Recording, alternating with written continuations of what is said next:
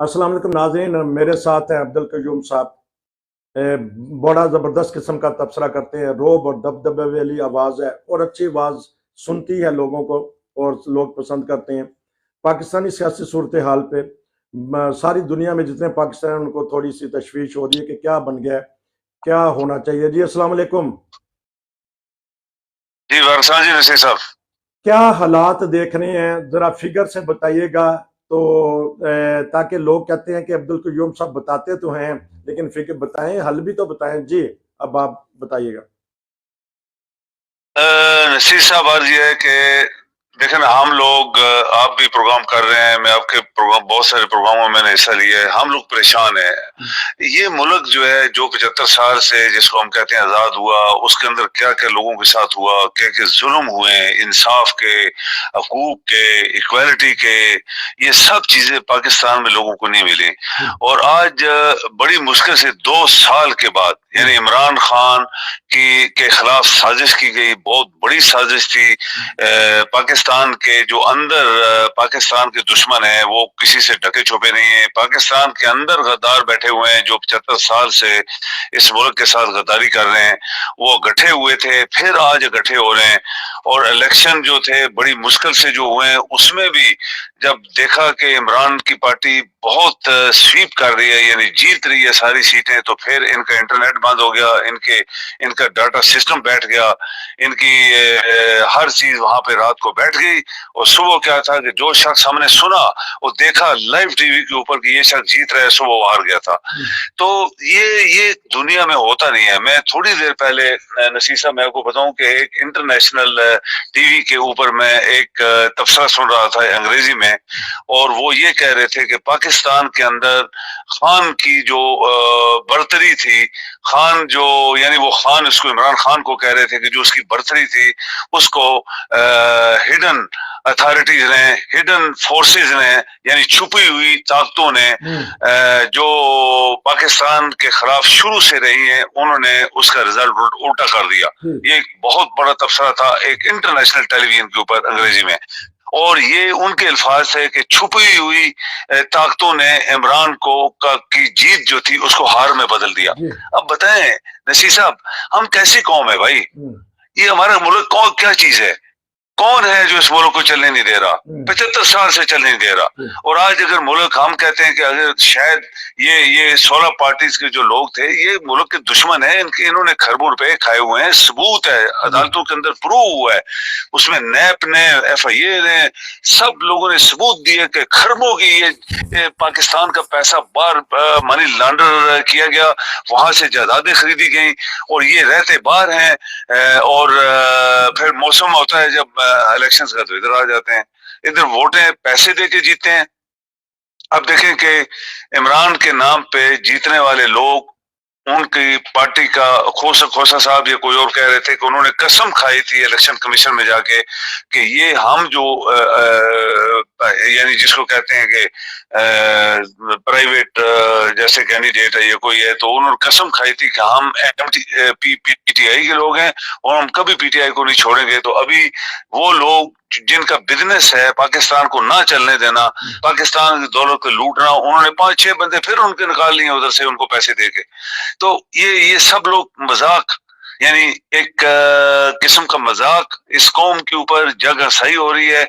और आप देखें यूरोपियन यूनियन ने जो तबसरा किया है, जो अमेरिका ने तबसरा किया है, हालांकि लोग कहते हैं अमेरिका हमारा दुश्मन है, लेकिन अमेरिका ने काम कंडेम करते हैं जो कुछ एक पार्टी के साथ हो रहा है, और जो लोग जीत गए उनको पीछे कर रहे हैं, और जो पाकिस्तान के साथ जिन्होंने ऑलरेडी मनी लॉन्ड्रिंग और पैसा खाए हुए उनको आगे कर रहे हैं। तो ये पूरे यूरोपियन यूनियन ने, इवन बरतानिया ने और यूनाइटेड स्टेट्स ने और कनाडा ने और टोरंटो यानी कनाडा ने और ऑस्ट्रेलिया ने, सब ने कंडेम किया है। आप देखें दूसरे लोग कंडेम कर रहे हैं और हम मुल्क के अंदर रह के अपने मुल्क के जीते हुए लोगों के साथ गद्दारी कर रहे हैं। मुल्क के साथ ही गद्दारी है कि अगर एक जानदार आदमी जीतता है, आप उसको हरा देते हैं सोच समझ के, वो गद्दारी है अपने ईमान के साथ, अपने मुल्क के साथ, अपने लोगों के साथ। तो हम कैसे कह सकते हैं कि ये लोग मुल्क के वफादार हैं? आपने इंतहाई तशवीशनाक लफ्ज बोला, छुपी हुई ताकतें। उन छुपी हुई ताकतों ने सबक कब हासिल करना है? 71 का वाकया इसलिए हुआ था कि मुजीबुर रहमान को अक्सरियत मिली थी वोटिंग के लिहाज से, अगर वो छुपी हुई ताकत अच्छा फैसला उस वक्त कर लेती तो आज हम दो लख्त ना होते, आज बांग्लादेश अलहदा ना बनता। तो क्यों नहीं हमारी छुपी हुई ताकतों को नजर आता? कयूम साहब इसका जवाब दीजिए। देखिए मैं नसीर साहब, ये बदबख्ती है पाकिस्तानी कौम की कि एक ताकत जो थी वो शुरू ही से अवाम के ऊपर हावी रही। अवाम को हकूक नहीं दिए गए, अवाम को इंसाफ नहीं दिया गया, अवाम को ये जो इक्वालिटी होती है कि नीचे ऊपर गरीब अमीर, जो हक है आईन एक बनाया गया उसके अंदर जो दिया गया किसी नहीं दिया गया। आप देखें आपकी जर्नलिज्म, आप स्पीच जो है वहां पे आजादी से नहीं कर सकते।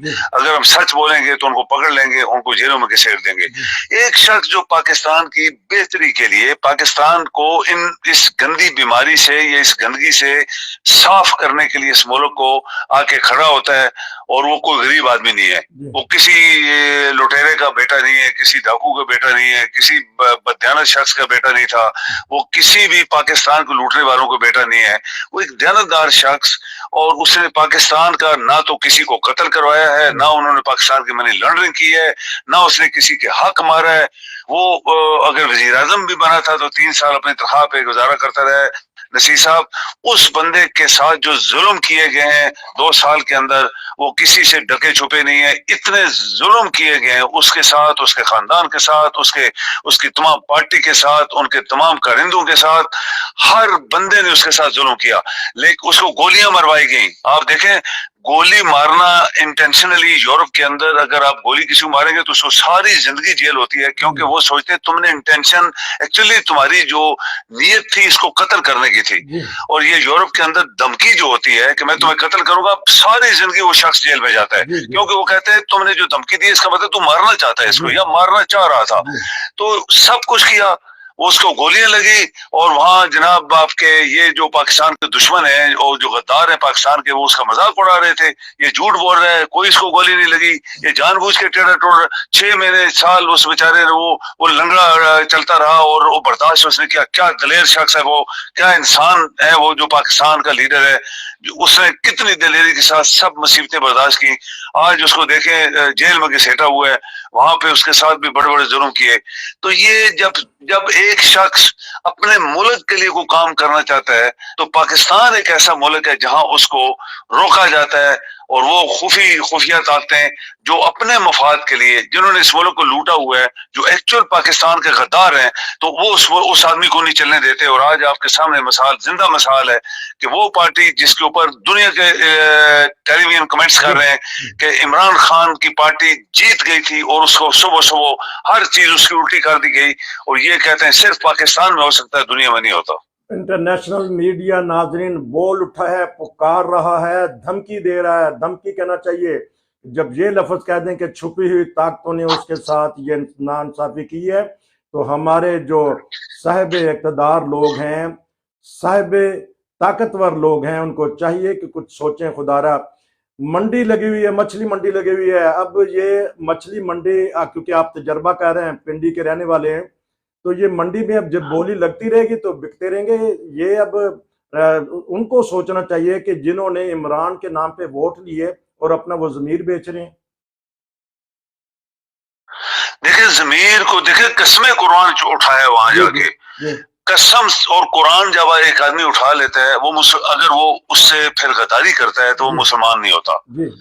आप यकीन करें कि वो शख्स, उसका ईमान बिक गया जब अल्लाह से झूठ उसने बोला, और फिर अल्लाह की जो सजा होती है नसीसा, वो बेआवाज होती है।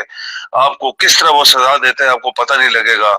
और एक शख्स के साथ धोखा, अल्लाह के साथ धोखा, उसका कुरान के ऊपर हाथ रख के कसम उठाना, फिर गद्दारी करना मुल्क के साथ, मुल्क के लोगों के साथ जिनसे उसने वोट लिए, और वो बिक गए पैसे के लिए। पैसा कितना मिला उसको, वो तो पैसा तो किसी टाइम आपके हाथों से चला जाएगा। अगर आपको आज अल्लाह ताला एक्सीडेंट कर देता है, आपको फारिज कर देता है, आपका मफरूज कर देता है, आपका सजा दे देता है, चलते चलते एक्सीडेंट होता है, आप मर जाते हैं, तो ये पैसा तो काम नहीं आने वाला। इंसान का ईमान सबसे बड़ी ताकत होती है। मुसलमान जो होते हैं वो ईमान को नहीं छोड़ते, जो मर्जी हो जाए। यही था इस्लाम के अंदर जो हमें सिखाया गया था। लेकिन आज जो कुछ हो रहा है, ये वो लोग हैं जिन्होंने पाकिस्तान को लूटा हुआ है, वो पाकिस्तान के जीते हुए शख्स को हरा रहे हैं लोगों को पैसे दे दे के। और वो छुपी ताकतें फिर जो इंटरनेशनल मीडिया कह रहा है कि वो हिडन फोर्सेस जो है वो पाकिस्तान को नहीं चलने दे रही, 75 साल से नहीं चल रही, आज भी नहीं चलने दे रही, और वो कंडेम तो कर रहे हैं। वो कहते हैं सारा पाकिस्तान जानता है कौन है जो पाकिस्तान को नहीं चलने दे रहा। लेकिन यकीन करें नसीर साहब, मैं बहुत मायूस हो रहा हूँ। तो लेकिन क्यूम साहब, आफरीन है, शाबाश है उन खवातीन पे जो 9-9 महीने से 6-6 महीने से बीवी अपने बच्चों से, अपने खामदों से, अपने माँ बाप से जुदा हो के कैद तन्हाई में कैद में हैं, लेकिन उन्होंने इमरान का साथ नहीं छोड़ा। तो उन ये साथ छोड़ने वालों को ये तो ख्याल रखना चाहिए, खवातीन को ही मिसाल ले लेना चाहिए कि ना उनको अपनी इज्जत की परवाह है, ना अपने बच्चों की परवाह है, ना अपने माँ बाप की परवाह है। वो कहती हैं कि हम एक मकसद के लिए इकट्ठे हुए हैं कि इस मुल्क में हकूक सबको मिले, तो खवातीन से ही वो सबक सीख लें। जी देखिए नसीर साहब, एक मुहावरा है कि जो ग्रेट पीपल नेवर सरेंडर। जी जी, जो अजीम लोग होते हैं वो कभी सरेंडर नहीं करते। कायद आजम साहब ने फरमाया था कि कायद आजम ने फरमाया था कि जब इंसान का करैक्टर और उस चला जाता है तो वो सब कुछ उससे चला जाता है। करैक्टर क्या है? आपने सच बोलना है, आपने सच का साथ देना है, आपने अपना जो वादा किया हुआ उसका साथ देना है, उसको निभाना है। जब आपका करैक्टर चला गया, ये कायदे ने बोला था, आपके पास कुछ नहीं बचा। और फिर जो अजीम लोग होते हैं, ये मिसाल जैसे मैंने अंग्रेजी में बोला था, जो अजीम लोग होते हैं वो कभी बिकते नहीं है, वो कभी भी सरेंडर नहीं करते बड़ी सी बड़ी ताकतों के सामने। मैं आपको बताऊं नसीर साहब, छोटा सा वाकया हमारे सामने आज वाकयात हैं। आपके इस पाकिस्तान में 30-50-60 हजार फौजी थे, वो सरेंडर कर गए थे। उनको सरेंडर खुद ही कर गए थे या किसी ने करवा दिया था। आज उसकी मिसाल आप देख रहे हैं पैलेस्टाइन में, उनके थोड़े से कुछ लोग हैं जो जिनके पास कोई असला नहीं, कोई जहाज नहीं, कोई नेवी नहीं, कोई टैंक्स नहीं, कोई कुछ भी नहीं, न गन है, और वो देखें आज कितने 100 दिन से लड़ रहे हैं, वो सरेंडर नहीं कर रहे। ये होता है अजीम कौम की निशानी। और मुसलमान जो थे, हमारी जो मुसलमानों की तारीख है, वो जो असल मुसलमान थे वो कभी सरेंडर नहीं करते। अल्लाह ताला का हुक्म है, आप देखिए कुरान में अल्लाह ताला क्या कहता है, खबरदार तुमने पीछे नहीं क्या कहते हैं, पीठ नहीं फेरनी दुश्मन के सामने, पीठ नहीं फेरनी। ये इसका मतलब ये था कि आप झूठ के सामने कभी सरेंडर नहीं करना और कभी बिकना नहीं है थोड़े से पैसों के लिए। तो ईमान बेचना, कुरान को बेचना, अल्लाह ताला के सामने कस्में उठा के बेचना, ये काफिर ही हो सकते हैं। ये दुश्मन क्या, ये तो गद्दारी से भी गद्दार आजम हो सकते हैं। लेकिन जो मुसलमान है वो बिकते नहीं है। ये गद्दार थे जो इमरान को धोखा देते रहे, पहले भी और आज भी उन्होंने धोखा दिया। लेकिन कोई बात नहीं, अल्लाह बड़ी ताकत वाला है, उनको क्या सजा मिलने वाली है आप भी कभी सुनेंगे, मैं भी सुनूंगा, क्योंकि इस तरह के लोगों को अल्लाह ताला बख्शता नहीं है। नाजरीन, क्योंकि दिल तो करता है कि कयूम साहब का तबसरा सुनते रहें। एक इन्होंने बात बड़ी कह दी है कि छुपी हुई ताकतों को चाहिए अवाम पे रहम करें, इस मुल्क पे रहम करें और अपने दायरा इख्तियार में रहें। कयूम साहब, मैं नसीर साहब एक छोटी सी बात करना चाहता हूँ। वो तमाम लोग जिनको हम छुपी ताकतें कहते हैं, इस वक्त उनको रिजाइन करना चाहिए। ये 3 ताकतें हैं, आपको पता होनी चाहिए। 3 लोग हैं ऐसे जो पाकिस्तान को नहीं अभी चलने दे रहे, वो तीनों रिजाइन करें। वो पाकिस्तान के दुश्मन है, छुपे हुए दुश्मन है और पाकिस्तान के साथ गद्दारी कर रहे हैं। वो तीनों रिजाइन करें। 25 करोड़ लोगों का खून, 25 करोड़ लोगों की ख्वाहिशात का खून कर रहे हैं वो, और वो अपने मुल्क, अपने दीन, अपने ईमान और अल्लाह ताला के सामने मुजरम है। तो वो रिजाइन करें इस मुल्क, इन लोगों के सामने। कम से कम इस पाकिस्तान को भी चलने दें जो एक शख्स इतने सालों से जदोजहद कर रहे हैं और उसको वो चलने नहीं दे रहे। बहुत शुक्रिया। रिजाइन छुपी हुई ताकतें करें या ना करें, लेकिन जो अवाम ने दे दिया है निकल के जवाब, उस जवाब को तो मान लें, वरना कोई पता नहीं कि किस तरह का कोई इनकलाब आए और सबको बहा के ले जाए। हमने देख लिया है कि 9 फरवरी को जो इनकलाब आया है उसे सबको बहा के ले गया। बड़े बड़े बुर्ज उलट गए। कयूम साहब, क्योंकि प्रोग्राम छोटा ही लोग कहते हैं, तो दिल तो करता है आपसे बातें करते रहें। तो इंशाल्लाह फिर आपसे कल दोबारा मुलाकात होगी। आपका बहुत शुक्रिया। नाज़रीन, ये थे हमारे अब्दुल कयूम साहब, बड़े ही दर्द दिल के साथ तबसरा कर रहे थे कि पाकिस्तान के हालात क्या हो गए हैं। खुदा ना करे हमारे ये रियासत को कुछ हो, क्योंकि जो जहाँ भी पाकिस्तानी रहते हैं तो वो अपने मुल्क के हमदर्द ही बन के रह रहे हैं। हमारा तबसरा भी यही मकसद होता है। इस तरह बताया जाता है, प्रोग्राम तो रिकॉर्ड हो जाता है, लेकिन उसके बाद उसकी एडिटिंग करना, उसको ऑन एयर करना, उसको भेजना, उसकी हिफाजत करना, वो ज़्यादा मुश्किल काम है। अगर उस मुश्किल काम को आसान करना चाहते हैं, एक ही हल है, आप हमारे चैनल के सब्सक्राइब कर लें ज़्यादा से ज़्यादा। फिर जो मुझे भेजना पड़ता है तो वो फिर नहीं भेजना पड़ेगा, आपको प्रोग्राम खुद ब खुद आ जाएगा। आप सब्सक्राइब कर रहे हैं और जो बेल है उसको टल्ली को दबाना है। तो सब्सक्राइब भी करना है, टल्ली को दबाना है, लाइक भी करना है। टिकटॉक पे तो आप मुझे जल्दी कर रहे हैं, लेकिन टिकटॉक से बाहर नहीं आए। मेरा यूट्यूब चैनल है, उसको जाके करें।